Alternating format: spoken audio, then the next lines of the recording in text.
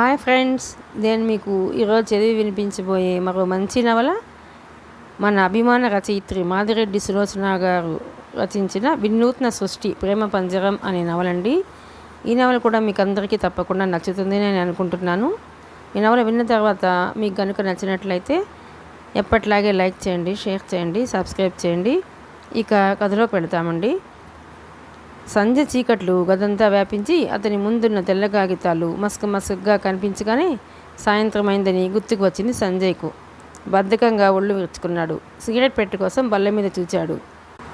గది గుమ్మం ముందు స్టూలుపై కునికిపాట్లు పడుతున్న జాఫర్ పరుగున వచ్చి లైట్ వెలిగించి సైడ్ టేబుల్ పైన ఉన్న సిగరెట్ పెట్టె లైటర్ తెచ్చి సంజయ్ ముందు పెట్టాడు. గదిలో ఒక మూలగా ఉన్న మినీ ఫ్రిడ్జ్లో నుండి ఐస్ వాటర్ తెచ్చి యజమాని ముందుంచి ఆజ్ఞ అన్నట్టు నిల్చున్నాడు. లైట్గా టీ తీసుకురా అన్నాడు. సిగరెట్ వెలిగించుకుని గట్టిగా 2 దమ్ములు పీల్చాడు. సిగరెట్ పొగ వదిలి రిలాక్స్గా వెనక్కి వాలాడు. అతని ఎదుటి బల్ల మీద ఫోన్ మ్రోగింది. నాన్నగారే కాబోలు. 1 గంట ఆలస్యమైతే పేచి. సొంత వ్యాపారం అంటే స్వేచ్ఛ ఉన్నట్టే కనిపిస్తుంది, కానీ దాన్నో చట్రంలో బిగించినట్టు ఉంటుంది అనుకున్నాడు. Hello, Chandrasekharam and company chartered accountants here. ఓ నువ్వట్రా రమ్ము, ఎలా మర్చిపోతానురా? ఎంగేజ్మెంట్ చేసుకుని విదేశాలకు వెళ్ళటం ఏమిట్రా? హాయిగా పెళ్లి చేసుకుని హనీమూన్కి వెళ్ళక? అవునులే, ఎంత చదివినా పెద్దవాళ్ళను ఎదిరించలేము కదా.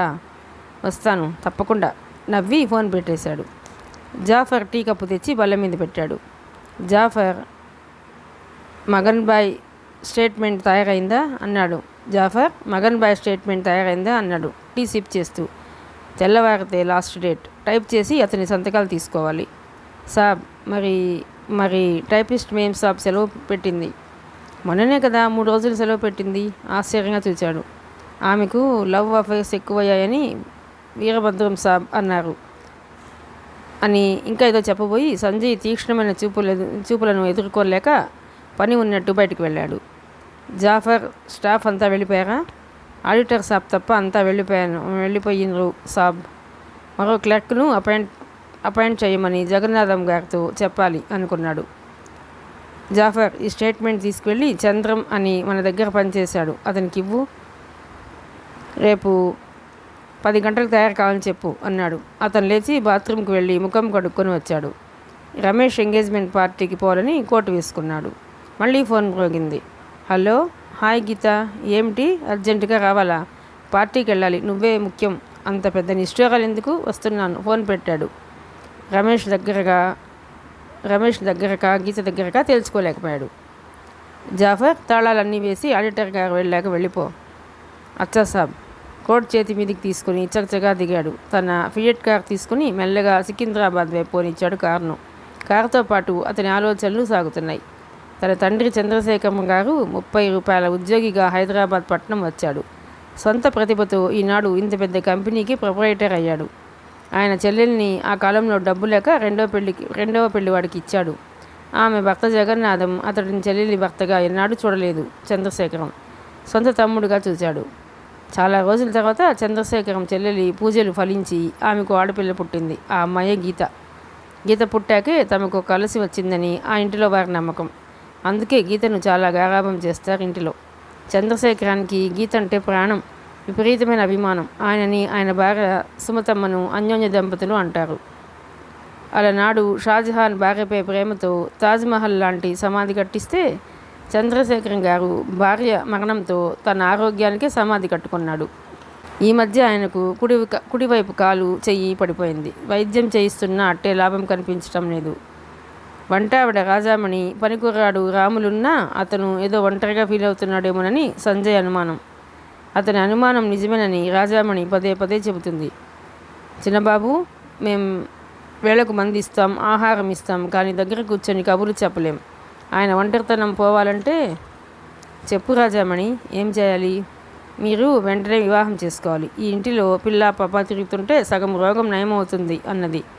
సంజయ్ క్రింది పెదవి నొక్కిపట్టి జాగ్రత్తగా విన్నాడు. అతనికి తల్లిదండ్రుల దాంపత్యం కళ్ళ ముందు మెదిలింది. వాళ్ళిద్దరూ అన్యోన్యతకు మారుపేరుగా, ఆనందానికి నిర్వచనాలుగా బ్రతికారు. తండ్రి రామనామం జపించినట్టే సుమతి అంటూ తిరిగేవాడు. తల్లి అంతే, చంద్ర అంటూ అతను ఉన్నంతసేపు అతని చుట్టూ తిరిగేది. ఇదేం విడ్డూరమే తల్లి, ఎంత భార్యాభర్తలైనా పబ్లిక్గా మొగుడిని పేరు పెట్టి పిలవటమా? అమ్మలక్కలు చెవులు కొరుకోవడం తను ఎరగనిది కాదు.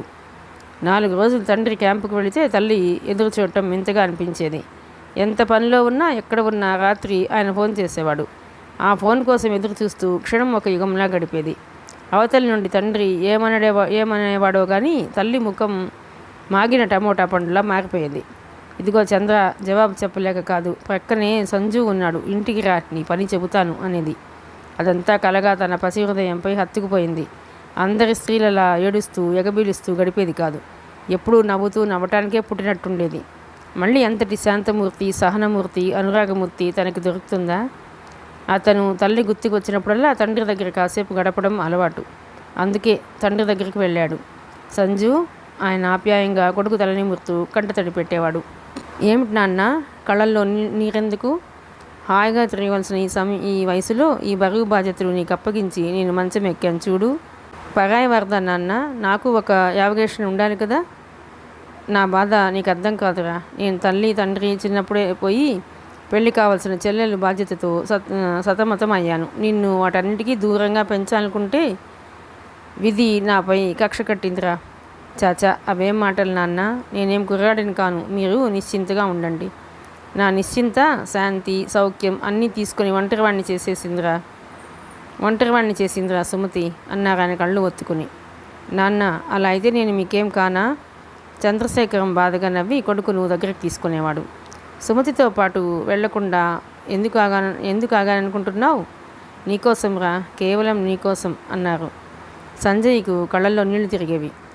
సంజు, ఆ ఫోన్ ఇట్లా ఇవ్వు అంటే సంజయ్ లేచి ఫోన్ తెచ్చి అతనికి దగ్గరగా పెట్టాడు. చంద్రశేఖరం ఫోన్ డయల్ చేసి అర్జెంటుగా జగన్నాథాన్ని, సుశీలమ్మని రమ్మని ఆహ్వానించాడు.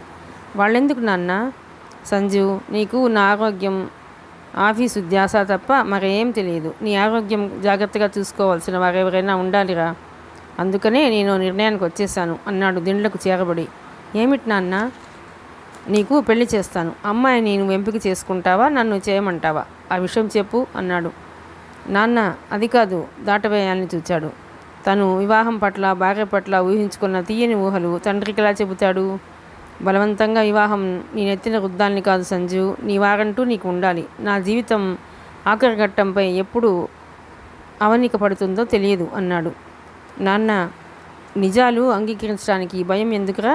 నాకు నేను ఒంటరివాడిని చేశానన్న అసంతృప్తితో చావాలని లేదు.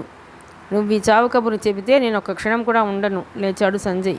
చంద్రశేఖరం నవ్వాడు. కొడుకు చేయబట్టి ఆపాడు.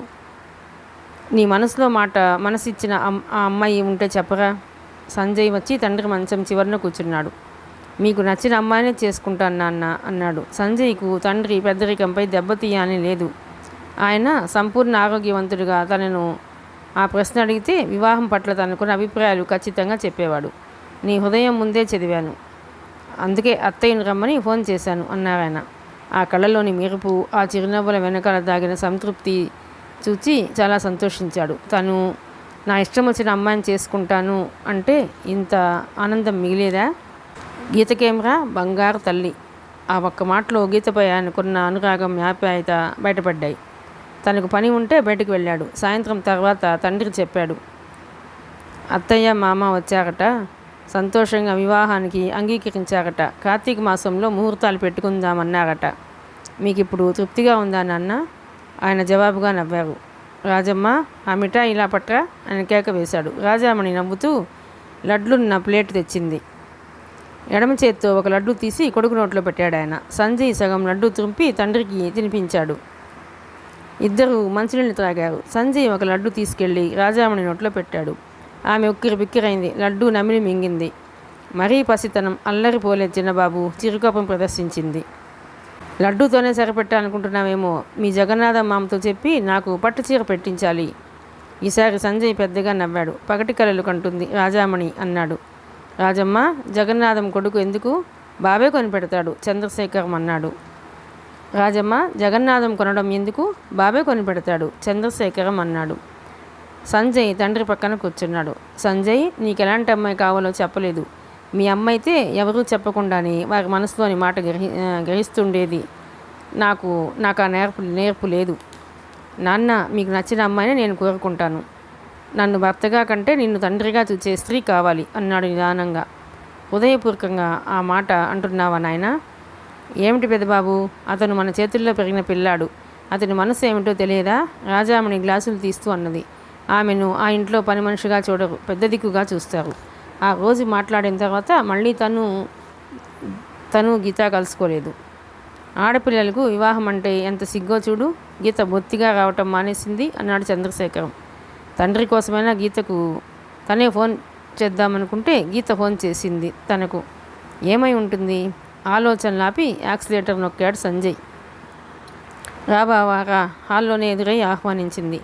ఏమిటంత రాచకార్యం? రమేష్ ఎంగేజ్మెంట్ ఈరోజు. మీరేం కంగారు పడకండి, పెళ్ళికి వెళ్ళొచ్చు అన్నది తన గదిలోకి దారి తీస్తూ.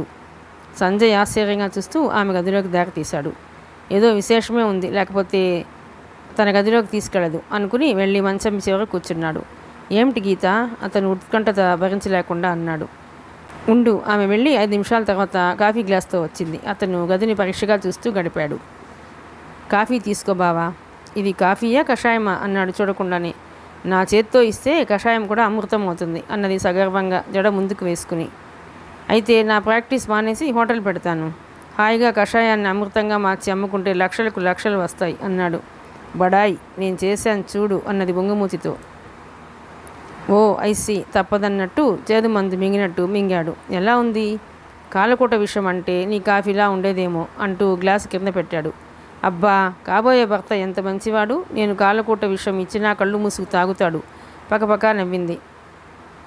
అతను ఆమెను చూస్తూ కూర్చుండిపోయాడు. గీత 5 నిమిషాలు ఆలోచించింది. బావా, మరేమో కంటతా పట్టిన పాఠం క్లాసులో అప్పగించినట్టు అప్పచెప్పింది. ఆమె ఒక్కొక్క మాట వింటుంటే సంజయ్ ముఖంలోని రంగులు మారాయి. చివరకు ఎర్రగా అబ్రమణిలా మారింది ముఖం. బావా, కోపం వద్దు, కీడించి మెలించమన్నారు. ఉప్పెన్లా వచ్చిన కోపాన్ని నిగ్రహించుకున్నాడు. ఇది నీ సొంత ఆలోచన? మామయ్య చెప్పారా? ఎంత మృదువుగా అడగబోయినా కంఠంలో కరకుదనం కరకరలాడింది. మంచి ఎవరు చెప్పినా తప్పులేదు అన్నది గోళ్లకున్న రంగు చూసుకుంటూ. 2 నిమిషాలు ఇద్దరి మధ్య మౌనం రాజ్యమేలింది. అయితే నా నిర్ణయం కూడా విని గీత అన్నాడు లేచి. ఆమె బేలగా చూచింది. ఒక్కసారిగా తన నిర్ణయం చెప్పలేకపోయాడు. దగ్గరగా వెళ్ళి ఆమెకు అభిముఖంగా నిలబడ్డాడు. గీత, నేనంటే నీకు అభిమానం ఉందా? ఆ అనుమానం ఎందుకు వచ్చింది బావా? ఇప్పుడు కాదంటే వద్దన్నదెవరు? మీకోసం, కేవలం మీకోసం ఇంతసేపు మాట్లాడుతున్నావు. బాగుంది గీత, బాగుంది. నా సమర్థత పట్ల నమ్మకం ఉంటే నన్ను వ్యక్తిగా గుర్తిస్తే సంజయ్ ఎంకామ్గానే గుర్తించి వివాహం చేసుకుంటావా? అతిశాంతంగా అడిగాడు అతను. బావా, అభిమానానికి ఆస్తికి ముడిపెట్టకండి అన్నది బ్రతిమాలే ధోరణిలో. ఆమె లేచి నిలబడింది. నేను అదే అడుగుతున్నాను గీత. ఆస్తిని మనం సంపాదిస్తాం, ఆస్తి మనల్ని సంపాదించదు.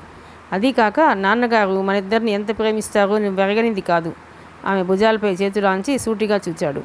ఆ చూపులకు కరిగిపోయింది గీత. బావా మాట రానట్టు తల వంచుకుంది. ఎట్టెట్టా? మీ నాన్నకు మీరంటే ప్రేమ కాబట్టి ఆస్తి అడగొద్దా? కూతురు తన పోర్షన్ మర్చిపోయిందని రంగంలో దిగాడు జగన్నాథం. మామయ్య, మా నాన్నకు ప్రేమ ఉంది చూడబ్బాయి. ఈ ప్రేమ కడుపు నింపుద్దా? కట్టుబట్టు ఇస్తుందా? ఆయన అయినా మీకే ఇచ్చి సీయాలి కదా. ఆయనైనా మీకే ఇచ్చి సీయాలి కదా. కూసెంత ముందు రాయించుకోమంటున్నా అన్నాడు ఆయన లౌకికంగా. మామయ్య, నాన్నను ఆస్తి రాయండి అనడానికి నోరెలా వస్తుంది? ఈనాడు మనం ఈ స్థితిలో ఉన్నామంటే అదంతా ఆయన చలువ. కబుర్లు చెప్పకబ్బాయి, కలియుగమంతా కాసు చుట్టూ తిరుగుద్ది. అది నా అభిప్రాయము. ఆ తర్వాత నీ ఇష్టం అన్నాడు నచ్చజెప్పే ధోరణిలో. సంజయ్ గీత వంక చూచాడు. ఆమె తల వంచింది. అతను ఇంకా వాళ్లకు నచ్చజెబుదామనుకోవటం భ్రమాన్ని తేలిపోయింది. ఒక్కసారి గదంతా కలిగి చూచి నిట్టూర్చాడు. జగన్నాథం లోభత్వానికి చిహ్నంగా ఉంది. గది మధ్యలో మంచం, దానిపై వెలిసిపోయిన దుప్పటి తప్ప ఆ గదిలో మరేం లేవు. టార్చి పెట్టి వెతికినా ఆ ఇంట్లో పత్రిక లాంటి వస్తువు దొరకదు. ఏమిటబ్బాయి నీ ఆలోచన? నీకు మగమాటంగా ఉంటే చెప్పు. మీ అబ్బను నేను అడుగుతాను. మనము అన్యాయంగా ఏమన్నా అడుగుతున్నామా? జగన్నాథం అన్నాడు. అతని దృష్టిలో సంజయ్ బొత్తిగా లౌకికం తెలియనివాడు. న్యాయంగా వచ్చినా నాన్న అంగీకరించినా ఆస్తి నా పేర రాయమని అడగను. మీరు గీతకు వేరే సంబంధం చూసుకోండి అన్నాడు. బావా, అదిరిపడింది గీత. అవును గీత, ఈ విషయంలో నన్ను క్షమించు. నీకు అమ్మ నాన్న ఆస్తి అంతస్తు అన్నీ ఉన్నాయి. నాకున్నదల్లా ఒక్క నాన్న ఒక్కరే. ఆ పుణ్యమూర్తిని దూరం చేసుకుని బ్రతకలేను. ఆస్తిదేముంది, అదృష్టం కలిసి వస్తే సంపాదించవచ్చు అన్నాడు ఆవేశంగా. జగన్నాథం ఏదో అనబోయాడు. బయట తలుపు కొట్టారు ఎవరు. ఎవరు? ఆయన లేచి తలుపు తీశాడు. ఆలయానికి వెళ్ళిన సుశీలమ్మ వచ్చింది. ఎవరు? నువ్వా సంజయ్? బావకు కాఫీ ఇచ్చావా గీత? ఆమె అడిగింది. గీత ఆలోచిస్తూ ఉండిపోయి జవాబు చెప్పలేదు. ఏటే ఎరుమగానివి, ఆడు నీ కాఫీ నీళ్ళ కోసం వస్తాడా? ప్రసాదం తెచ్చినవు పెట్టు అన్నాడు జగన్నాథం భార్యను చూచి. ఆమె అందరికీ ప్రసాదం పెట్టింది. సంజయ, నువ్వు కూర్చో నాయనా, ఒక్క నిమిషంలో వస్తాను. ఆమె వంటింట్లోకి వెళ్ళింది. జగన్నాథం ముఖం అప్రసన్నంగా మారిపోయింది. సంజయ్ ఆమె ఆజ్ఞ శిరస వహించినట్టు ప్రసాదం నోట్లో వేసుకుని అక్కడే ఉన్న ప్రేమ కుర్జీలో కూర్చున్నాడు. సంజయ్కు ఆ ఇంటి గురించి బాగా తెలుసు. నవాబులది, పెద్ద పెద్ద హాళ్లతో రాజేంద్ర భవనంలా ఉండేది. జగన్నాథం హైదరాబాద్ వచ్చిన కొత్తలో అతనికి కొనిచ్చాడు చంద్రశేఖరం. ఆ ఇంటిని ఆకారం లేకుండా చేశాడు జగన్నాథం. ఎక్కడికక్కడ అడ్డుగోడలు పెట్టి అద్దెలకు ఇచ్చాడు. తనుండే పోర్షన్ కూడా ఒక హాలు 4 గదులుగా విభజించాడు. బయట హాలు అది దాటగానే తమ గది ప్రక్కది కూతురికి ఇచ్చాడు. వంటింట్లోనే ఓ మూలకు జాజి చెక్కబల్ల ఉంది. అది భోజనాలకు ఉపయోగిస్తాడు. ఇంత పెద్ద ఇల్లు కదా, మనము మరో 2 గదులు మన క్రింద ఉంచుకుంటేనేం నాన్న అని చాలాసార్లు గీత అడిగింది. చూడు పాప, మీ బాబు అంత తెలివిలేని దద్దమ్మ కాడే. ఇల్లు పెద్దదైతే చుట్టాలు సట్టుబండలు అంటూ సావాలనే, ఆ తర్వాత సర్వెంట్లు కావాలి అని కూతురు నోరు మూయించడం సంజయ్ ఎరగనిది కాదు. జగన్నాథానికి సంపాదించడంలో థ్రిల్ ఉంది. అది ఎలా అన్నది ఆలోచించడు. చంద్రశేఖరం ఇంటి నుండి బండ్ల పుట్టలు వెళ్తాయి. అతను గుండెలు బాదుకుంటాడు. ఆ తర్వాత తల పంకించి అద్దెల వాళ్లకు పగడ్బందీగా కథ చెబుతాడు. మన ఇంటికాడి కన్నా కాస్త సౌకర్యంగా అందరికీ పనికొస్తాయని పట్టుకొచ్చిన, తీసుకుంటారా అంటాడు. అందరూ కొనుక్కుంటారు. ఆ డబ్బు బీరువాలో దాస్తూ మురిసిపోతాడు. కూరలు వచ్చినా లడ్లు వచ్చినా అంతే. సుశీలమ్మ కారపూస కజ్జికాయలు తెచ్చి సంజయ్ ముందు పెట్టింది. ఇవన్నీ ఎప్పుడు చేసినవే? కళ్ళు మిటకరించాడు జగన్నాథం. సావిత్రమ్మ కోడలు కాపురానికి వచ్చిందట. వాళ్ళు చలిమిడితో పాటు పంచిపెట్టారులేండి అన్నది కాస్త విసురుగా. సంజయ్కు కొరికిన కజ్జికాయ చాలా చేదుగా అనిపించింది. మంచినీళ్లు గడగడా తాగేశాడు. ఏరా సంజయ, అలా ఉన్నావేం? గీత ఏమైంది? మీరిద్దరూ పోట్లాడుకున్నారా? సుశీలమ్మ అడిగింది. అది కాదే సుశీల, మీ అబ్బకు అన్నదమ్ములు ఉండేవారు కదా, అలా పిల్లలు రేపు మీ అన్నయ్య ఆస్తి మీద కన్నయ్యరా? ఎవరికి కష్టం లేకుండా ఆస్తి రాయించుకోరా అన్న. గీతను ఒగ్గేసుకుంటాడంట, ఆస్తి అడగడంట. మీరు మరీను, అసలు ఆస్తి ప్రసక్తి ఎందుకు? అన్నయ్య ఏమనుకుంటాడు? ఆమె బాధపడింది. ఏరిమాలో కనివే, నేను కాబట్టి కాపురం నెట్టుకొచ్చానే. నేను చెప్పేది మీ మంచికని అర్థం చేసుకోరేం అన్నాడు విసుగ్గా. వస్తానత్తయ్య, ఈ విషయంలో నా నిర్ణయం చెప్పాను. మీరు ఆలోచించుకొని ఫోన్ చేయండి అన్నాడు సంజయ్. ఉండు, కాఫీ పెట్టాను, సుశీలమ్మ వారించింది. నీ కాఫీ కషాయం త్రాగి ఆడు కాయలా పడాలనా? చాలే విసుక్కున్నాడు జగన్నాథం. చెల్లెలతో మాట్లాడాలని చంద్రశేఖరం ఫోన్ పెట్టించాడు. మేడ మీద అద్దెకిచ్చిన వ్యాపారస్తునికి అర్జెంటుగా ఫోన్ అవసరం. అయితే 5,000 తీసుకుని ఫోన్ ఇచ్చి తన అవసరానికి మాట్లాడతానన్న హామీ తెచ్చుకున్నాడు జగన్నాథం. అది గుర్తు చేసుకుంటూ మెల్లగా ఇంటికి వచ్చాడు సంజయ్. అతను వెళ్ళిపోయాక గీత దిగులుగా బయటికి వచ్చింది. కూతురిని అంత దిగులుగా ఎన్నడూ చూడలేదు కాబట్టి జగన్నాథం గుండె కరిగిపోయింది. గీత, నా తల్లే, ఇదో అస్త్రం. ఈడెళ్ళి ఆ బావతో ఇది సంగతి అంటాడు. అప్పుడేమో ఆయన రాంచు, గీతేం పరాయిదా అన్నాడు నవ్వుతూ. నిజమా నాన్న? గీత ముఖం వికసించింది. నిజం తల్లి, నీ మీదొట్టు. మేడ మీదోళ్ళు ఏమనుకుంటారు? అసలు పొంపు అనుకుంటున్నారా? గండిపేట అనుకుంటున్నారా? నీళ్లు తెగ వదిలేస్తారు. వెళ్ళి చూడమ్మా అన్నాడు. మీకెంత తెలిసినా నేను వెరిమాల ఒక్కనైనా మీరు చేసిందేం బాగుండలేదు. మనకేముంది చెప్పండి? ఇదంతా అన్నయ్య పెట్టిన భిక్ష కాదా? కాస్త కోపంగా అధికారంగా అడిగింది సుశీలమ్మ. ఏటే ఏమంటావు? నాకేం ఆయన ఉత్తుత్తిగా నీయలేదు. కట్నం ఇవ్వలేక ఖాళీ చేతులతో నిన్ను పంపిండు, అందుకిచ్చిండు. ఆయనకెవరున్నారే? పచ్చవాతం కదా, గుట్టుకుమంటే.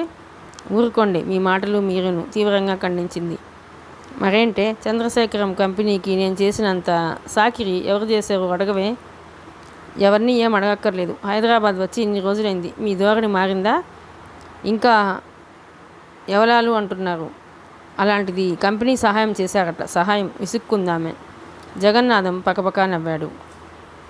ఏమేమొద్దు, తీరుగా మాట్లాడితేనే వ్యాపారం చేస్తామా అన్నాడు. బయట ఎవరో వచ్చారని గీత చెబితే లేచి వెళ్ళాడు. నాన్నకు అన్ని అనుమానాలేనమ్మా. అసలు ఆంటీ కాలు కిందట లేవడం లేదు అన్నది గీత. జగన్నాథం వరండాలోకి వచ్చేసరికి అనాథ శరణాలయం కార్యకర్తలతో పాటు 4 పిల్లలు బ్యాండ్ వాయించేవారు నించున్నారు. ఓ మీరా, ఏమిటిలా వచ్చారు? సార్, ఈ అనాథ శరణాలయం స్థాపించి 50 సంవత్సరాలైంది. పరమ పూజ్యనీయ బాపూజీ చేతి మీదుగా జరిగింది. స్వర్ణోత్సవం జరుపుకుంటుంది. తమరికి తోచింది. అతను నోటు పుస్తకం ముందుకు చాచాడు. ఎంత మాట మాలాంటోళ్ళ ఉన్నదే దేశసేవకు. కానీ ఇవాళ సోమవారమయ్యా. మా అబ్బ సర్వస్వం ఈ ఇయాళ్ళే పోగొట్టుకున్నాడు. చచ్చేటప్పుడు నా చేత ఒట్టేయించుకుని మరీ ప్రాణం వదిలాడు. సోమవారం నాడు పైసా ఎవరికి ఇవ్వద్దని అన్నాడు బాధపడుతూ. పోనీ రేపు వస్తానండి వినయంగా అడిగాడు అతను. రేపు మంగళప్రదమైన వస్తువులేం బయటికి ఇవ్వవద్దంటుందయ్యా మా ఆవిడ ఎంతో బాధపడుతున్నట్టు ముఖం పెట్టాడు. ఆ వచ్చిన అతను వెందిరిగిపోయాడు. చూడు బాబు, తప్పు పట్టబోకే, నాకు ఇవ్వాలని ఉందయ్యా, కానీ చాలా సెంటిమెంట్లున్నాయే. అవేంటివి బాబు? అతను ఆగి అడిగాడు. సెంటిమెంట్లయ్యా అంటే నమ్మకాలు. వాటిని వదులుకుంటే శని బుధవారం అమ్మ పోయిన దినం. అమ్మగారి పేరు మీద దాన ధర్మాలు చెయ్యొచ్చు అన్నాడు ఆశగా. అదే వచ్చిపడ్డ చెక్కయ్య. ఆ రోజు ఖర్చు సంగతి అట్టుంచి మేము మంచినీళ్ళు ముట్టుకోమే అన్నాడు దిగులుగా. మంచిదండి, వస్తాం. అతని ముఖంలో నిరాశ కన్నా ఇంతసేపు విసిగించినందుకు కోపం కనిపించింది. ఇకపోతే లక్ష్మీవారం అతను వెళుతున్న వాడల్లాగి 2 చేతులు ఎత్తి నమస్కరించాడు. అయ్యా, ఇన్ని ఇబ్బందులు పడి అబద్ధాలు ఎందుకు? మీరు ఇవ్వకపోయినా పర్వాలేదు. చంద్రశేఖరం లాంటి దాతలు చాలామంది ఉన్నారు ఈ ఊళ్ళో అని విసురుగా వెళ్ళిపోయాడు. అడుగు తినేవాడికి ఎంత నీళ్ళు కూడా అని ఆశ్చర్యపోయాడు. అతను లోపలికి వెళ్ళేసరికి సుశీలమ్మ వంకాయలు తిరుగుతుంది. ఎవరన్నా భోజనానికి వస్తున్నారా? ఎందుకండి, మనకే ఉదయమే పచ్చడి మజ్జిగతో పెట్టాను.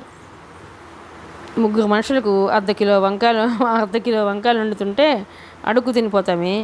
ఇంత పులుసు వేసి ఇగురు అన్నాడు. వంటింటి సంగతులు మీకెందుకండి? ఇదిగో తెచ్చేవాడిని నేనా నువ్వా? కోపంగా అడిగాడు. ఆమె మాట్లాడకూర్చుంది. రాములు క్యారియర్ తీసుకొచ్చాడు. ఏమిట్రా రాములు? ఏం లేదమ్మా, పులిహోర పూర్ణాలు చేసింది రాజామణి. అయ్యగారు మీకు ఇవ్వమన్నారన్నాడు. పనేం లేకపోతే రోజు పండగే, దాన ధర్మాలకు లెక్కలేదు. అతను కొనుక్కున్నాడు. డైనింగ్ టేబుల్ దగ్గర నుండి చేయూతనిచ్చి నడిపించుకువచ్చాడు చంద్రశేఖరాన్ని. దిండు సరిచేసి ఆయనను కూర్చోబెట్టాడు. నాన్న, పేపర్ చదువుతారా అన్నాడు. అతని కోసం ప్రత్యేకంగా పేపర్ స్టాండ్ చేయించాడు. శ్రమ లేకుండా కడుపు పైనుండి అటు ఇటు వారధిలా దిగుతుంది. వద్దు, నువ్విలాగా. అతను జరిగి స్థలం ఇచ్చాడు. తండ్రి ఎందుకు పిలిచాడో సంజయ్కి తెలుసు. వెళ్ళి కూర్చుని అతని పాదాలకు ఆముదం రాశాడు. నాన్న, సాయంత్రం గీత నేను చాలాసేపు మా భవిష్యత్తు గురించి చర్చించాము. మేము నిర్ణయానికి వచ్చాం నాన్న అన్నాడు. ఆముదం రాములు రాస్తాడు కానీ నువ్విలాగా. అతను కొడుకుని పిలిచాడు. అసలు సంగతి ఏమిటన్నట్టు చూచాడు. నాన్న, గీతను నేను చేసుకుంటే మన కుటుంబం చిన్నదవుతుంది. అందుకని మేమిద్దరం పై సంబంధాలు చేసుకుంటే బాగుంటుందని నా అభిప్రాయం. గీత అత్తవారింటికి వెళ్ళి మన ఇంటికి వస్తే ఆడపిల్ల నేను కొరత తీరుతుంది. ఏమంటారు? ఆయన తన అనుభవం అంతా చూపుల్లో నింపి చూసినట్టు చూచాడు. సంజు ఏమిట్రా అంటుంది? నిజం నాన్న, అందుకే అత్తయ్యతో చెప్పాను గీతకు పై సంబంధం చూడమని. సుశీల్ అంగీకరించిందా? తీక్షణంగా అడిగాడు ఆయన. అది కాదు నాన్న, మాకు ప్రాయాలు వచ్చినా మాట సాయం ఎవరన్నా ఉండాలి కదా. ఎన్నో విధాలుగా ఆలోచించి నేను ఈ నిర్ణయానికి వచ్చాను అన్నాడు మృదువుగా ఆయన పిలబడిన చేయి నొక్కుతూ. అన్నారు నిట్టూర్చి. ఆయన కళ్ళల్లో ఎన్నో ప్రశ్నలు చదివాడు. ఈరోజు ఉదయం వరకు లేని మరో అభిప్రాయం ఇప్పుడెలా వచ్చిందన్నట్టున్నాయా చూపులు? మీరు బాధపడవలసిందేం లేదు నాన్న. సారే, చీర, ఆస్తి అన్నీ ఇద్దాం అన్నాడు. అతను కొడుకు నుదుటిపైన దృష్టి నిలిపాడు. మీకు తెలుసు గీత ఇంటికి వస్తే కూతురు లేని కొరత తీరుతుందని. కానీ నాన్న, నాకు ఓ తోడబుట్టను అంటూ ఉండాలి కదా. సంజు చేయి చాపి అతని భుజాలు నిమిరాడు. ఆయన అనుభవం అతని మాటలను నమ్మనీయలేదు. వెళ్ళి పడుకో బాబు పడుకో అన్నాడు. సంజయ్ ఒకసారి వెళ్ళి రమేష్కు ఫోన్ చేసి క్షమాపణ చెప్పాడు. అంతలా మండిపడకరా, ఫైర్ ఇంజన్కి ఫోన్ చేయాల్సి వస్తుంది. పెళ్ళికి రాకపోతే అడుగు, రేపు ఎయిర్పోర్ట్కి తప్పక వస్తాను, ప్రామిస్. ఫోన్ పెట్టేసి తన గదిలోకి వెళ్ళిపోయాడు సంజయ్. రాములు, రాజామణి నిద్రపోయారేమో. ఇల్లంతా నిశ్శబ్దంగా ఉంది. రామును పిలవాలనుకున్న ప్రయత్నం విరమించుకున్నాడు చంద్రశేఖరం. అతనికి అశాంతిగా ఉంది. చిన్నప్పటి నుండి అనుకున్న సంబంధం అంత తేలిగ్గా సంజయ్ వదులుకోడు. ఏమై ఉంటుంది? ఆ రాత్రి అతను నిద్రకు దూరమై గడిపాడు. మర్నాడు బేసిన్ బ్రష్ పేస్ట్ తీసుకుని వచ్చిన రాములు అతని కళ్ళు చూచి ఆశ్చర్యపోయాడు. ఏమిటయ్యా, రాత్రి నిద్రపోలేదా అన్నాడు అతను ఇచ్చిన బ్రష్ అందుకుని. మాత్ర అడిగితే ఇచ్చేవాడిని, చిన్నబాబును లేపనా? వద్దు రాములు, ఆ ఫోన్ ఇక్కడ పెచ్చిపెట్టు. ఈరోజు పాలు వద్దు, కాఫీ తీసుకురా. మంచిదయ్యా. రాములు తుండి ఇచ్చి ఫోన్ తెచ్చాడు. అతను ముఖం అద్దుకుంటుండగా కాఫీ తెచ్చాడు. సుశీలమ్మకు ఫోన్ చెయ్యి రాములు. ఏమన్నా చెప్పాలా అయ్యగారు? కలిపి నాకు ఇవ్వు అన్నాడు కాఫీ త్రాగుతూ. రాములు ఫోన్ డయల్ చేసి ఆయనకి ఇచ్చాడు. అతను కాఫీ గ్లాస్ పక్కన పెట్టి ఎడం చేత్తో ఫోన్ అందుకున్నాడు. హలో, నువ్వా జగన్నాథం? ఏం లేదు, సంజయ్ చెప్పాడు. మీరు వద్దన్నారా? అతని చేతిలో ఫోన్ జారిపోయేదే కానీ రాములు పట్టుకున్నాడు. అయ్యగారు ఏమైంది? ఏం లేదురా, ఏం లేదు, నేను పడుకుంటాను. ఆ నిద్ర మాత్రం ఏది అన్నాడు. అతని వంకరమూర్తి ఎందుకో మరింత వికృతంగా కనిపించింది రాములకు. అయ్యా, ఇప్పుడు ఆ మాత్ర ఎదురు ప్రశ్నలు వెయ్యకు, ఇలా తీసుకురా అరసినట్టు అడిగాడు. అతను ఎందుకో వణికిపోతున్నాడు. రాములు పెద్దయ్య గారి రౌత రూపం చూసి వణికిపోతూ గబగబా వెళ్ళి మాత్ర తెచ్చి నీళ్ళిచ్చాడు. అతను మాత్ర వేసుకుని ఆవేదనగా నుదురు రాసుకుంటూ పడుకుని మరో 10 నిమిషాల్లో నిద్రపోయాడు. 8 గంటలకు క్రిందికి వచ్చిన సంజయ్ తండ్రి నిద్రపోవటం చూసి రాత్రి ఎక్కువసేపు మేలుకున్నారేమో అనుకుని నిద్రపోయేవాడిని లేపటం ఎందుకని త్వరగా కాలకృత్యాలు ముగించుకుని వెళ్ళిపోయాడు. చిన్నబాబు, పలహారం తయారైంది, రాజామణి అరచింది. పర్వాలేదు అన్నాడు నిన్న అసంపూర్ణంగా వదిలేసిన మగన్బాయి స్టేట్మెంట్ గుర్తుకు తెచ్చుకుని. ఆమె నోరు విప్పే లోపల కారు కనుమరుగైపోయింది. అతను ఆఫీసుకు వచ్చి గదిలోకి వెళ్ళగానే జాఫర్ వచ్చి ఫ్యాన్ వేశాడు. సాబ్, చంద్రం సాబ్ స్టేట్మెంటు టైప్ చేసి ఇచ్చాడు. ఫైల్ తెచ్చి సంజయ్ ముందు పెట్టాడు.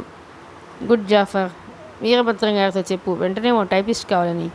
అచ్చా సాబ్. జాఫర్ వెళ్ళిపోయాడు.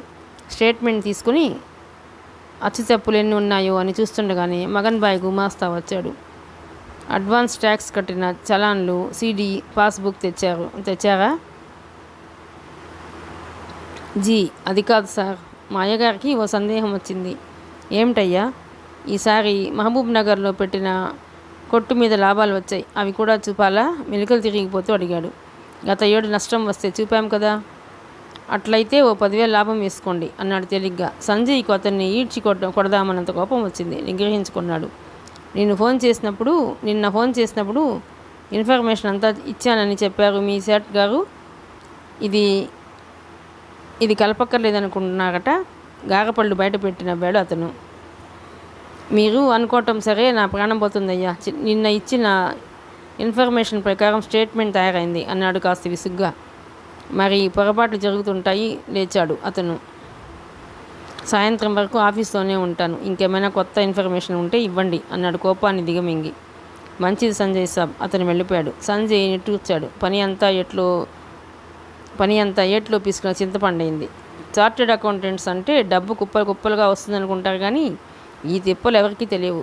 ఒక్క క్లయింట్ పూర్తి వివరాలు ఇవ్వరు, కొందరు ఒక్కసారి వివరాలు చెప్పరు. అదో తలకాయ నొప్పి. క్లయింట్స్తో ఈ తలకాయ నొప్పి అయితే ఇన్కమ్ ట్యాక్స్ ఆఫీస్లో మరో తమాషా.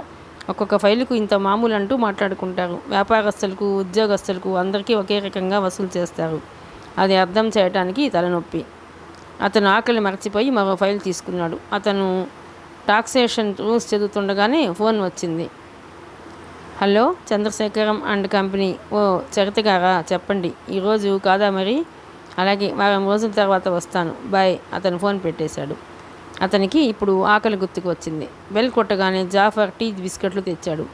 టైపిస్ట్ కోసం అడ్వర్టైజ్మెంట్ వేశారా? జీ సాబ్ అన్నాడు వినయంగా. నా గదిలోని టైప్ మిషన్ తుడిచిపెట్టి వెళ్ళు అన్నాడు. ఎలాగైనా ఆ రోజు పోవాల్సిన స్టేట్మెంట్లు పోవాల్సిందే. ఆగితే అంతే సంగతులు. అతను గదిలోకి పోబోతుంటే ఫోన్ మోగింది. సంజయ్ ఫోన్ ఎత్తి కంగారుగా విన్నాడు. వస్తున్నా, ఇప్పుడే వస్తున్నాను. ఫోన్ పెట్టేశాడు. అతని ముఖం చాలా ఆందోళనగా ఉంది. జాఫర్, గదికి తాళం వెయ్యి. నాన్నగారికి ఆరోగ్యం బాగాలేదుట. బీరువాలు బీరువాల తాళాలు డెస్క్లో వెయ్యి, వీరభద్రం గారిని ఇంటికి రమ్మను అనుకుంటూనే మెట్లు దిగాడు. పూర్తిగా కోలుకుంటున్న తండ్రి ఆరోగ్యం మళ్ళీ తిరగబడిందంటే నేను అతను చెప్పిన విషయమే కారణమా? ఆందోళనగా కారు తీశాడు. అతను ఇంటి ముందు ఆగేసరికి డాక్టర్ గోపీనాథ్ ఎదురు వచ్చాడు. నాన్నకెలా ఉంది గోపి? కంగారం లేదు. ఏదైనా హర్టింగ్ న్యూస్ చెప్పావా? లేదు గోపి అన్నాడు. తన వివాహ విషయం చెప్పాలా వద్దా అని క్షణం ఆలోచించి చెప్పటం మానేశాడు. నువ్వు అప్సెట్ అవ్వకు, ఈ వ్యాధి లక్షణమే అంత. మందులు ఇచ్చాను, అవసరం అనుకుంటే మళ్ళీ ఫోన్ చెయ్యి. గోపీనాథ్ వెళ్ళిపోయాడు. చంద్రశేఖరం ఆయాసపడుతున్నాడు. అతనికి సంజయ్ని చూడగానే ప్రాణం పోయినా పర్వాలేదనిపించింది. అతని కళ్ళల్లోకి వింత కాంతి వచ్చింది. సంజు వణుకే చేయి ముందుకు చాపాడు. నాన్న అతని చేయి పట్టుకొని నిమిరాడు. స్టూల్ లాక్కొని కూర్చున్నాడు. చంద్రశేఖరం గారు ఆర్తిగా చూచారు. ఏదో చెప్పబోయారు. నువ్వు విశ్రాంతి తీసుకో నాన్న, తర్వాత మాట్లాడుకుందాము అన్నాడు. డాక్టరు రాసినట్టు మందులు ఇచ్చాడు. నా తండ్రి, అతని కళ్ళు చెప్పలేని భావాలేవో భాషించాయి. మీరు తర్వాత మాట్లాడుతురు కానీ ఆయాసం ఎక్కువ అవుతుంది ఈసారి కాస్త కఠినంగా అన్నాడు. ఆయన కళ్ళు మూసుకున్నాడు. మరో 5 నిమిషాల్లో నిద్రలోకి జారిపోయాడు. సంజయ్ బయటికి వచ్చి బూట్లు విప్పుకుందామని వంగేసరికి రాములు వచ్చి బూట్లు విప్పాడు. రాములు, ఈరోజు మన ఇంటికి ఎవరైనా వచ్చారా? రాములు ఏదో చెప్పబోయి ఆగిపోయాడు. రాములు, అయ్యగారి అనారోగ్యానికి సరైన కారణం దొరికితే మందు ఇవ్వటం తేలికవుతుంది అన్నాడు. చెప్పి తీరాలన్న ఆజ్ఞాపన పరోక్షంగా ఆ కంఠంలో ధ్వనించింది. చిన్నబాబు భయపడుతూనే ఉదయం జరిగిన విషయాలు, ఫోన్లో మాట్లాడిన విషయాలు చెప్పాడు. రాములు, ఇక మీదట నేను చెప్పిన మందులు కాక అయ్యగారు ఏది అడిగినా నన్ను అడగకుండా ఇచ్చావో ప్రాణాలు తీస్తాను, జాగ్రత్త. కోపంగా చూచాడు. చిన్నబాబు భోజనం చేస్తారా? తెమ్మంటారా? రాజామణి వచ్చి అడిగింది. ఇంకో గంట ఆగి భోజనం చేస్తాను కానీ హార్లిక్స్ తెచ్చి ఇవ్వు రాజమ్మ అన్నాడు కణతలు రుద్దుకుంటూ. ఆమె వెళ్ళి హార్లిక్స్ కలిపి తెచ్చింది. అతను మౌనంగా తాగేశాడు. ఏటి మీ అబ్బకు బాగోలేదట అనుకుంటూ వచ్చాడు జగన్నాథం. మామయ్య తీక్షణంగా చూచాడు. నాకు ఇప్పుడే ఇరికైంది. ఆఫీస్ కట్టకపోతే నీ గది ఖాళీగా ఉంది. ఏమిటబ్బా అని ఆ తురకాన్ని అడిగితే ఆడు చెప్పిండు, నాన్నకి ప్రాణాల మీదకి వస్తే కానీ మీకు తృప్తిగా ఉండదా? అసలు ఉదయం ఏం మాట్లాడారు? నల్లకోటేసుకున్న లాయర్ల ఏమిట్రా ఆ క్వశ్చన్లు? ఎవరన్నారు? ఆస్తి ఆడి పేర ఎప్పుడైనా పెట్టేదే అన్నాను తప్ప నీ మంచి గోరే. మామయ్య, నా మంచి చెడ్డలు నాకు తెలుసు. ఆస్తి పేరుతుందని చెప్పానా? కోపంగా అడిగాడు. చిన్నవాడివైతే 4 చితకతన్నుదును అన్నట్టుందా ధోరణి. ఏమైంది? నీ మంచి గోరే చేశానురా. ఆ చంద్రశేఖరం దాయాదులు మధ్యలోనే తుంచేశాడు. ఆ విషయం మరచిపోమని చెబుతున్నాను. నా బొందిలో ప్రాణాలుండగా ఆస్తి ప్రసక్తి వద్దని మరోసారి చెబుతున్నాను. అర్థమైందా మామయ్య? కాగల కార్యాన్ని నువ్వే తీర్చావు. దయచేసి ఆ విషయం మర్చిపో అన్నాడు ఏహ్యంగా అతని వంక చూస్తూ. నేను మర్చిపోతే ఆగుద్దేమిటి? ఆయన చేసేవి చేస్తాడు, రాసేవి రాస్తాడు, తెలిసిందా అన్నాడు వచ్చి కూర్చుని. మీ స్వార్థమే తప్ప ఆయన ఆరోగ్యం గురించి ఆలోచించరా? ఆయన ప్రాణం పోయేది అన్నాడు పదునుగా. పోయే ప్రాణం పట్టుకుంటే ఆగుద్దేమిటి అన్నాడు చిదంబరంగా చిరునవ్వులు చిలికిస్తూ. అతను ఆ ఇంటి అల్లుడు. చంద్రశేఖరం గారి చెల్లెలి భర్తే కాకపోయినట్లయితే మెడబట్టి గెంటేసేవాడే. మీకు చేతులు జోడిస్తున్నాను మామయ్య, మీరు వెళ్ళిపోండి. నాకు అమ్మాయిని ఇచ్చే ప్రసక్తి, ఆస్తి ప్రసక్తి ఈరోజే ఆఖరు కావాలి. ఏట్రా ఎగిరెగిరి పడతావు? నీలాంటి మగోడు దొరకడనా?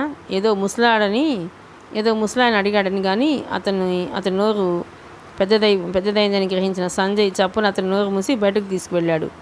అతన్ని కారులో కూలేసి అతను తీరుకునే లోపలే కారు స్టార్ట్ చేశాడు. కారు సాగినట్లే జగన్నాథం తిట్లు కూడా సాగాయి. ఒరేయ్, నా మాట రాసి పెట్టుకోరా. బికారెదవని చేసి ఆ ముసలోడు తగిలేస్తాడురా. అప్పుడు నన్ను గుర్తెట్టుకోరా అంటూ అపర చాణక్య శబ్దం చేశాడు జగన్నాథం. సంజయ్ తిరిగి చూడలేదు. ఏటిరా నీ ఉద్దేశం? నా పిల్లకి నీ అంతటి మగోడు దొరకడని కాదురా. దిక్కు దివానం లేనోడివి మా కాడ పడి ఉంటావని. అతని మాట పూర్తి కాకపోవడమే కారు వెళ్ళి జగన్నాథం ఇంటి ముందు ఆగింది. సంజయ్ దిగి 4 అంగల్లో లోపలికి వెళ్ళాడు. అత్తయ్య అరిచినట్టే పిలిచాడు. ఏమిటి సంజయ అంటూ సుశీలమ్మ హడావిడిగా వచ్చింది. అత్త, ఒక్క మాట చెప్తున్నాను. నాన్నగారు 4 కాలాల పాటు బ్రతకాలంటే మామయ్యను మా ఇంటి ఛాయలకు రావద్దను. ఆస్తి విషయాలు ఎత్తొద్దను, కావాలంటే సగం ఆస్తి రాయించి గీత పేర రిజిస్టర్ చేయిస్తాను అన్నాడు కోపంగా. అదేం మాటరా? అవునత్తయ్య, నిన్న మీ అభిప్రాయం చెప్పారు. నేను నాన్నతో ఈ విషయాలేమీ చెప్పకుండా గీత నేను అన్నా చెల్లెల్లా పెరిగాం, వేరువేరుగా వివాహాలు చేసుకుంటే సుఖపడతాం, కొత్త బంధుత్వాలు కలుస్తాయని చెప్పాను. మామయ్య నా ప్రణాళిక మట్టిలో కలిపాడు అన్నాడు తండ్రి అనారోగ్య విషయం చెబుతూ. ఏటిరా అదేం నా మొగుడా అంటూ హుంకరించాడు జగన్నాథం. మీరేం మాట్లాడకండి. సంజయ్ టప్మని 2 చేతులు జోడించాడు. అత్తయ్య, మరొక్కసారి మామయ్య మాటలకు నాన్న బాధపడితే నేను మాత్రం ఊరుకోను. మామయ్యను హత్య చేసి జైలుకి పెడతాను, గుర్తుంచుకో. వచ్చినంత వేగంగా బయటికి నడిచాడు. సంజయ్య, నాయన ఆమె వెనకాల రాబోయింది. ఏటే నీకు సిగ్గు శరం మీదుటే, ఆడెనకాల వెళ్తావుటే అనటం దూరంగా వెళ్తున్న చెవుల్లో పడింది. అతను పళ్ళు పటపటా కొరికాడు. బందర్లో చదువుతున్న పూర్ణ మనసు ఎందుకో ఆందోళనగా ఉంది. బయట ప్రకృతి కూడా అలాగే ఉంది. హాస్టల్ గదిలో మిగతా వాళ్ళు నిశ్చింతగా నిద్రపోతున్నారు. తన మనసు ఎందుకింత ఆందోళన పడుతుంది? ఆమె లేచి కిటికీ తీసింది. ఈతర గాలి రైన వచ్చి ఆమె ముఖాన్ని తాకింది. వెంటనే కిటికీ మూసివేసింది. బయట గాలి సముద్రపు హోర్లా వినిపించింది. ఇంత చప్పుడు అయినా లేవని నేస్తాలపై విపరీతమైన కోపం వచ్చింది. చందు, సుమి అంటూ వెళ్ళి లేపింది. ఏమిటే అప్పుడే తెల్లవారిందా? కళ్ళు విప్పకనే అడిగింది చందు. అబ్బా లేవండే, బయట ప్రకృతి ప్రళయతాండవం చేస్తుంది అన్నది విసుగ్గా. ఎవరే శివతాండవం చేసేది? ఏ నాట్యం చేసినా ఇప్పుడు నేను రాను అన్నది సుమీల మళ్ళీ దిండుపై తలవాల్చి. బయట వర్షం జోరు హెచ్చింది. పక్క గదిలో కిటికీ వెయ్యలేదేమో, పటపటమని కొట్టుకున్నాయి. పూర్ణి డియర్, పూర్ణి తలుపులు వెయ్యవే అన్నది ఆవలిస్తూ చంద్రమతి. ఇదెక్కడి కుంభకర్ణుడి చెల్లెండి తల్లి, తుఫాన్ వచ్చే సూచనలున్నాయని రేడియోలో విని కూడా నిద్రపోతున్నారు అనుకోబోయి పైకి అనేసింది పూర్ణిమ. పాఠం ఇప్పుడు చదివినా వినే మూడ్లో లేను డియర్ అన్నది చంద్రమతి. ఆ అమ్మాయి చాలా బద్ధకస్తురాలు. పరీక్షలంటే స్నేహితురాళ్ళు చదివి వినిపించాలి, కళ్ళు మూసుకుని పాఠం వింటుంది. పూర్ణిమకు మతిపోయింది. కిటికీలోని కూజా తీసి నీళ్లు నెత్తిని గుమ్మరించాలనుకుంది. బయట ఏదో శబ్దమైంది. అదిరిపడి టర్గకొచ్చింది. అప్పటికే స్నేహితురాళ్ళల్లో కొద్దిగా చలనం కలిగింది. కళ్ళు నిలుముకుంటూ లేచి కూర్చున్నారు. ఏమైంది పూర్ణిమ జవాబు చెప్పే లోపలే లైట్లు ఆరిపోయాయి. వర్షం పడుతుందేమిటే? వర్షం కాదు, తుఫాన్ వస్తుంది అన్నది పళ్ళు బిగించి. వాళ్ళు ఒకరి దగ్గరకు ఒకరు జరుగుతుండగానే బయట కలకలం వినిపించింది. తలుపు దబదబా బాదారు. పూర్ణిమ వెళ్ళి తలుపు తీసింది. మొదట గాలి, జల్లు, దాంతోపాటు ఈతర గాలి, చలి వచ్చాయి గదిలోకి. ఆ తర్వాత టార్చ్ లైట్ వేశారు. మీరంతా కొత్త బిల్డింగ్లోకి పదండమ్మా, ఈ గాలి ఉధృతం చూస్తుంటే పాత బిల్డింగులన్నీ కూలిపోయేలా ఉన్నాయి అన్నాడు హాస్టల్ స్టోర్ కీపర్. అతని వెనుక వార్డెన్ కూడా ఉంది. అందరూ ఒకరిని పట్టుకుని ఒకరు నడవండి హెచ్చరించింది. మొదటి జల్లుగా తడిసిపోయిన వారికి చలి ఈదర ఏం తెలియటం లేదు. మృత్యు భయం లావాలా కడుపులో కుములుతుంది. నిశ్శబ్దంగా మృత్యువుకు స్వాగతం పలుకుతున్నట్టు ఒకరిని పట్టుకుని ఒకరు బయటికి వచ్చారు. అప్పటికే హాస్టల్ ఆవరణ 2 అడుగులు మందంతో నీటితో నిండిపోయింది. ఆవరణలోని చెట్లు ఊగుతున్నాయి. మీరు వస్తే తంతాను జాగ్రత్త అన్నట్లు ఉన్నాయి. జాగ్రత్తగా దాటండమ్మా అని వార్డెన్ హెచ్చరిక వినిపించిందో లేదో కానీ ఆ చెట్లన్నీ తప్పించుకొని అవతల బిల్డింగ్ చేరారో లేదో ప్రహరీ గోడ పక్కగా ఉన్న అశోక చెట్లు మొదలు నరికినట్లు పడిపోయాయి. ఆ మెరుపులో అది చూచి అందరూ గుండెల మీద చేతులు వేసుకున్నారు. పూర్ణిమ గజగజ వణికిపోయింది. అందరూ క్షేమంగా ఒక చోట చేరినా కొన్ని నిమిషాలు కాలం స్తంభించినట్లు నిశ్శబ్దం అందరినీ శాసించినట్టు ఉండిపోయారు. మెల్లగా మెదడు పనిచేయటం ప్రారంభమైంది. చందు, పల్లెల్లో మా ఇళ్ళన్నీ సముద్రపు ఒడ్డునే ఉన్నాయి. అమ్మా నాన్న ఎలా ఉన్నారో దిగులుగా చూచింది. అందరినీ హెచ్చరించారు కదా, జాగ్రత్తగా ఎక్కడికో చేరి ఉంటారులే అన్నది చంద్రమతి.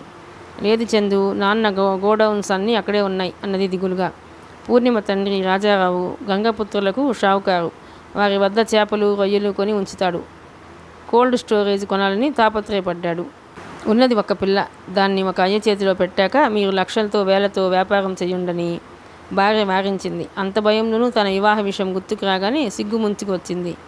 లక్షణమైన సంబంధమే, లక్షలు విలువ చేస్తుంది. మనం ఇచ్చే ₹1,00,000 వాళ్లకో లెక్క కాదు అన్న రాజారావు సంబరం గుర్తుకు వచ్చింది. నాన్న నువ్వు క్షేమంగా ఉండాలి అనుకుంది. ఆమె మనస్సు చెదినట్టే ఓదార్పుగా చెయ్యి నొక్కింది. ప్రాణం మీదకి వచ్చినప్పుడు గోడౌన్స్, గొర్రెపిల్లలంటూ ఎవరు ప్రాకులాడరే, ఎవరి ప్రాణం వారికి తీపి అన్నది చంద్రమతి. ప్రకృతి కోపకాంతల చిందులు వేస్తుంది. భయప్రాంతులైన వారు ప్రాణాల చేత పట్టుకుని కూర్చున్నారు. చీకటి మృత్యువు లాంటి చీకటి, భయంకరమైన చీకటిని చీల్చుకుంటూ చూడాలని ప్రయత్నించే వారికి చీకటే వర్షంలా కురుస్తుందేమోనన్న భ్రాంతి కలిగింది. అలాగే క్షణం ఒక యుగంలా గడుపుతూ కూలబడి ఒకళ్ళ భుజం మీద ఒకళ్ళు గోడకు చేరబడి మరొకరు నిద్రపోయారు. బాలబాణిని బంగారు కిరణాలు మెరుగుపెట్టని బంగారులా వెలుగు లేక మసకమసగ్గా వచ్చాయి. గల్లంతుకు మేలుకొంది పూర్ణిమ. అందరూ గోలగా మాట్లాడుకుంటున్నారు. ఆ రోజు 20 నవంబరు 1977 సంవత్సరం. చరిత్రలో ఆ తారీఖు ఓ ప్రత్యేకమైన స్థానం సంపాదించిందేమో కానీ చాలామంది జీవితాలను మళ్ళీ లేవలేనంత అట్టడుగు తోసివేసింది. రేడియో వార్తలు విన్న పూర్ణిమ కుప్పలా కూలిపోయింది. ఉప్పెన్లో కప్పెట్టుకుపోయిన ఊళ్ళల్లో తన ఊరు ఉంది. ఇసుక దిబ్బలు, కూలిన చెట్లు తప్ప మరేం మిగలలేదట. పూర్ణి ఇందుమతి కంగారుగా పిలిచింది. చంద్రమతిది బందర్ దగ్గర ఓ పల్లెటూరు. ఆ ఊరు వరకు ఉప్పెన పోలేదు. అందుకే చంద్రమతి కాస్త ధైర్యంగా ఉంది. చందు అమ్మ నాన్న బావురు మంది, వాళ్ళంతా సురక్షితమైన స్థలాలకు చేరుకొని ఉంటారు అని ధైర్యం చెప్పింది. కానీ తండ్రి విషయం బాగా తెలుసు. ప్రాణం పోయినా వస్తువులు, డబ్బు వదిలిరాడు. ఆశ ఆవగింజంతే ఉంది. నిరాశ నిస్పృహలు ఆమెను కృంగదీస్తున్నాయి. మొండి ధైర్యంతో అలాగే కూర్చుంది. 10 గంటల ప్రాంతంలో టీ వచ్చింది. ఇంకా నిలిచిన నీళ్లలో నుండి నడుస్తూ ఎవరి గదుల్లోకి వాళ్ళు వెళ్ళి పొడి బట్టలు కట్టుకున్నారు.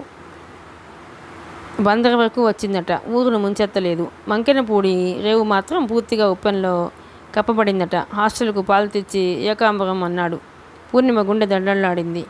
భగవంతుడా, నాకెవ్వరూ లేరు, అమ్మను నాన్నను క్షేమంగా ఉంచు అంది పదే మనసులో నమస్కరించుకుంటూ. ఆ రోజు కాలేజీలోకి అందరినీ తీసుకొచ్చారట. నిరాశ్రులైన జనానికి బదులు కాలేజీలు ఆశ్రయం ఇచ్చాయట. నిరాశ్రులైన జనానికి బడులు, కాలేజీలు ఆశ్రయం ఇచ్చాయట. పూర్ణిమ ఏడుస్తూ హాస్టల్లో పిచ్చిగా తిరుగుతుంది. ఆమెలాగే ఎందరో తిరుగుతున్నారు. మేము ఒక్కసారి వెళ్ళి మా ఊరిని చూస్తాం మేడం, పూర్ణిమ వార్డెన్ను అడిగింది. మనం వెళ్ళటానికి దారి కూడా లేదుట పూర్ణిమ, ఏ కాస్త వీలు చిక్కినా వెళదాం అన్నది ఓదార్పుగా. అందరూ రేడియోల చుట్టూ ముగారు. కమ్యూనికేషన్స్ కట్ అయిపోయాయి. ఆ రేడియోలో చెప్పే వార్తలు వింటుంటే మతిపోయింది. కొన్ని ఊర్లు నామరూపాలు లేకుండా పూడుకుపోయాయి. భారత కమ్యూనిస్ట్ పార్టీ, ఆర్ఎస్ఎస్, ఆనందమార్గ్, రామకృష్ణ మఠం లాంటి సాంఘిక సేవా సంస్థలు నిర్విరామంగా సహాయం చేస్తున్నాయి. ప్రభుత్వం కూడా సహాయక చర్యలు చురుగ్గా చేస్తుంది. జన నష్టం లక్షల్లో, ఆస్తి నష్టం కోట్లల్లో ఉంటుందని అంచనా వేస్తున్నారు. పూర్ణిమ అక్కడ ఉండలేకపోయింది. కాలుగాలిన పిల్లిలా తిరుగుతుంది. ఆకలి, దాహం అన్నీ మర్చిపోయింది. ఆ రాత్రి కూడా బయటికి వెళ్ళలేకపోయారు. మర్నాడు బయలుదేరారు. ప్రకృతి చేసిన బీభత్సం చూసి హడలిపోయింది పూర్ణిమ. కడుపు నొప్పితో బాధపడే వ్యక్తిలా అస్తవ్యస్తంగా వంగిపోయాయి స్తంభాలు. చెట్లు దారికడ్డంగా పడ్డాయి. ఆ చెట్లను కదిలిస్తే జంతు కళేబరాలు, మానవ కళేబరాలు బయటపడ్డాయి. అబ్బా! 2 చేతులతో ముఖం కప్పుకుంది. సన్నగా వణుకు ప్రారంభమైంది వెన్నులో. తన తల్లి, తండ్రిని ఏ స్థితిలో చూడవలసి వస్తుందో. కొన్ని చోట్ల జట్లుగా చేరిన సహాయక బృందాలు చెట్లు కదిలించి బ్రతికి ఉన్న మనుషులను సురక్షితమైన చోటుకు చేరుస్తున్నాయి. 1 మైలు జీపు పోవటం గగనమైంది. రోడ్డుకు అడ్డం పడ్డ చెట్లు, చేమలు తీసివేయడానికి సహాయక బృందాలు, ప్రభుత్వ ప్రతినిధులు తిరుగుతున్నారు. చివరికి పూర్ణిమ ఊరుకు చేరుకున్నారు. వాళ్ళు మ్యాప్ పెట్టుకొని ఇదేనని చెబుతుంటే తెల్లబోయి చూచింది. ఆ ఇసుక దిబ్బ తన ఊరా? కాదు, ఇది మా ఊరు కాదు అన్నది. విహ్వల అయి అరచి కొలబడిపోయింది. వెనుతిరిగి చూచి కెవ్వుమన్నది. ముళ్ళ కంపలో చిక్కుకుపోయిన స్త్రీ అంపశయ్యలో భీష్ముడిలా వెళ్ళి కిలా పడిపోయింది. 4 మగవారొచ్చి ఆ శవాన్ని కిందకి దింపారు. అబ్బా, నేను ఇక్కడ ఉండలేను అన్నది నీరసంగా. తనలాగే ఎందరో తన వారి కోసం వెతుక్కుంటున్నారు. ఇది మా ఊరు కాదండి అంటూ ఎదుటి ఇసుక లాగుతున్న వారిని చూచింది. ఇసుక క్రింద నుండి ఆలయ శిఖరం బయటపడింది. ఆ శిఖరం తనకు చిరపరిచితమైనదే. ఎన్నోసార్లు ఆలయంలో కూర్చుని ఆ శిఖరాన్ని చూసింది. ఆమె నిస్సత్తుగా కూలబడిపోయింది. సందేహం లేదు, తన ఊరే. మిణుకుమంటున్న ఆశ అణగారిపోయింది. అలాగే నిలబడిపోయింది. కూర్చుందామంటే స్థలం కూడా లేదు. వెళ్ళి జీపులో కూర్చుంది పూర్ణిమ. ఆమె తల ఎత్తలేకపోతుంది. ఎత్తితే ఎలాంటి దృశ్యం చూడవలసి వస్తుందని భయం పట్టుకుంది. మరో 6 గంటలో బళ్ళున వాంతి చేసుకుంది పూర్ణిమ. ఎవరో వచ్చి ఆమెను ఎదురు ముట్టుకు చూచారు. చాలా జ్వరం ఉంది సార్, ఆసుపత్రికి తీసుకుపోవాలి అన్నారు. బద్దలవుతున్న కణతలు నొక్కి పట్టుకుంది. జీపు ముందుకు సాగటం మాత్రమే గుర్తుంది. ఆ జీపు ర్యాట్పై తల వాల్చింది పూర్ణిమ. చంద్రశేఖరం బాగా కోలుకున్నాడు. అతను కోలుకునే వరకు సంజయ్ తండ్రి మంచం విడిచి కదలలేదు. ఆయనకు ఎన్నో విధాలా నచ్చచెప్పాక గీతను వేరే వాళ్ళకి ఇవ్వడానికి అంగీకరించాడు. గీతకి ఇవ్వాల్సిన ఆస్తి కూడా రాయించాడు. ఎందుకన్నయ్యా తొందర? ఆయన ఏదో అన్నారనే కదా సుశీలమ్మ ఏడ్చింది. ఆయన అన్నారని కాదమ్మా, నా బాధ్యత కూడా ఉంది. నిన్ను వివాహం చేసి ఇచ్చినవాడు నా దగ్గర ఏం లేదమ్మా. నిన్ను వివాహం చేసి ఇచ్చిన నాడు నా దగ్గర ఏం లేదమ్మా, అందుకే అని చిరునవ్వుతో ఓదార్చాడు ఆయన. జగన్నాథం గారు మండిపడ్డాడు. ఏదో దాన ధర్మం ఇస్తానన్నాడా? ఆస్తి అంతా నీదేనే అన్నాడు కోపంగా భార్యను చూచి. అంతా కొంత ఎంతో ఇచ్చేవాడు, మీరు సాగనిస్తారా? మీలాంటి వాడే బంగారు గుడ్లు పెట్టే బాతును కోసేట అన్నది రుసరుసలాడుతూ. గీత ముఖం మార్చుకుంది. ఆమెకు సంజయ్ అంటే చాలా అభిమానం. బావా, మీ నిర్ణయం మారవలసిన అవసరం ఏముంది గీత? మనం ఎప్పుడు ఆత్మీయులమే. మీ ఆయనతో పోట్లాడితే ఎవరి దగ్గరికి వెళతావు? అందుకే మనం విడివిడిగా వివాహం చేసుకోవటమే ఉత్తమం అన్నాడు. గీత అభిమానంగా తలగిరి వేసింది. తండ్రి వెంట వెళ్ళింది. ఏటే, ఆడు కాదంటే కొంప మునిగిపోద్దా? ఏట్ మానేయి కసురుకున్నాడు. సంజయ్కు తలపై నుండి పెద్ద భాగం దిగినట్టయింది. మెల్లగా తండ్రి దగ్గరికి వచ్చాడు. నాన్న, ఇలాంటి చిన్న చిన్న చికాకులకు మీరు ఆరోగ్యం పాటు చేసుకుంటే నాకు చాలా కష్టంగా ఉంటుంది. విజయవాడ నుండి ఫోన్ వచ్చింది. రేపు వెళ్ళాలి అన్నాడు. అదంతా ఉప్పెన ప్రాంతం, కలరా వస్తుందట బాబు, నువ్వు వెళ్ళొద్దు. అంతా అయిపోయింది నాన్న. రామారావు గారు ఫోన్ చేశారు. 2 రోజులు ఉండి వస్తాను అన్నాడు పని ఎంత ముఖ్యమో చెబుతూ. సరే, రోజు సాయంత్రం నాకు ఫోన్ చేయాలి. ఆ మాట వేరుగా చెప్పాలా నాన్న? రాజామణి, రాములు ఇద్దరు పరిగెత్తుకొచ్చినట్టే వచ్చారు. నేను 2 రోజులు బయటకు వెళ్తాను. నాన్నగారిని జాగ్రత్తగా చూసుకోవాలి. అది వేరే చెప్పాలా బాబు అన్నది రాజామణి. రాములు, నువ్వు వెళ్ళి సూట్ కేసు సర్ది పెట్టు, ఒక్కసారి ఆఫీస్కి వెళ్ళి వస్తాను అని లేచాడు. సంజు చంద్రశేఖరం పిలిచాడు. చెప్పండి నాన్న. వెనుదిరిగి కూర్చున్నాడు. గీతను వద్దన్నావు, బాగుంది. నీ మనసులో ఎవరైనా ఉంటే చెప్పు నాయనా. ఈ ఇల్లు నాదని దిద్దుకునే స్త్రీ కావాలి అన్నాడు అద్దింపుగా. అలాగే నాన్న, మీరు కోరినట్టే కోడలు వస్తుంది అన్నాడు అతను చేయి నిమిరి. మాట తప్పొద్దు. మీ అమ్మ ఆత్మ శాంతించాలంటే మీరిద్దరూ ఈ ఇంటిలో తిరగాలి అన్నాడు. తప్పకుండా అన్నాడు అతను పైకి ఎక్కుతూ నవ్వుకున్నాడు. నాన్నను చూస్తే ఆయన కోరిక తోసిపుచ్చాలనిపించలేదు. కానీ ఆడవాళ్ళందరికీ ఆస్తి ముఖ్యం అనుకుంటే అతనికి విపరీతమైన కోపం వస్తుంది. ఈ జన్మకు స్త్రీని నమ్మి తన జీవితం అర్పించడమా అనుకున్నాడు. అతను ఆఫీస్కి వెళ్ళేసరికి టైపిస్ట్ వచ్చింది. ఆమెను చూస్తూనే అతను మర్చిపోయిన కోపం ఉవ్వెత్తుగా వచ్చింది. కోపంగా బెల్ నొక్కాడు. జాఫర్ పరిగెత్తుకు వచ్చాడు. టైపిస్ట్ని ఇలా రమ్మను అన్నాడు. మరో 10 నిమిషాల తర్వాత గదిలో ఇంటిమేట్ సెంట్ వ్యాపించింది. Good morning sir. పమిట అనవసరంగా సర్దుకుంది. ఆమె కేసు చూడకుండానే అడిగాడు. మీకు వారంలో ఎన్ని రోజులు సెలవు కావాలి? సార్, మా గ్రాండ్ మదర్ ఎక్స్పైర్ అయిందా? బైది బై, మీకెందుకు గ్రానీలు ఉన్నారు? మీకెందరు గ్రానీలు ఉన్నారో చెప్పండి. ఆవిడ నాలుక ఖర్చుకుంది. మరోసారి తమ గ్రాండ్ మదర్ గురించి చెప్పింది. సారీ సార్, చూడండి, మీ ప్రైవేట్ ఎంగేజ్మెంట్స్ మానుకొమ్మనను కానీ మీ డ్యూటీ ముఖ్యమైన సంగతి గ్రహించాలి అన్నాడు. తల ఎత్తితే ఆమె అవతారం చూడవలసి వస్తుందని భయం. Now you can go. ఇకపైన సెలవు పెడితే ఫర్ ఎవర్, అండర్స్టాండ్? అతని గర్జింపుకు భయపడిపోయింది. తల ఊపింది ఆమె. ఒక్కరి అజాగ్రత్త వల్ల ఎందరో బాధపడాలి, తెలిసిందా? ఎస్ సార్ అన్నది. కళ్ళనీళ్ళు దూకటానికి సిద్ధంగా ఉన్నాయి. చూడండి, ఈ ప్రపంచంలో అన్నిటికంటే ముఖ్యమైనది ఆకలి. ఆ ఆకలిని తీరితేనే ఏదైనా ఆలోచించేది. ఆకలి ముందు ఆదర్శాలు, ప్రేమలు ఏవీ ఉండవు.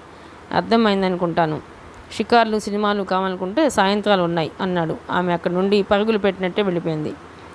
జాఫర్, నువ్వు వెళ్ళి కారు చెకప్ చేయించుకొని ఆయిల్, వాటర్ ఉందేమో చూడు. అచ్చా సాబ్. జాఫర్ కీస్ తీసుకుని వెళ్ళిపోయాడు. అతను చంద్రశేఖరం కంపెనీలోకి వచ్చాకే కారు డ్రైవింగ్ నేర్చుకున్నాడు.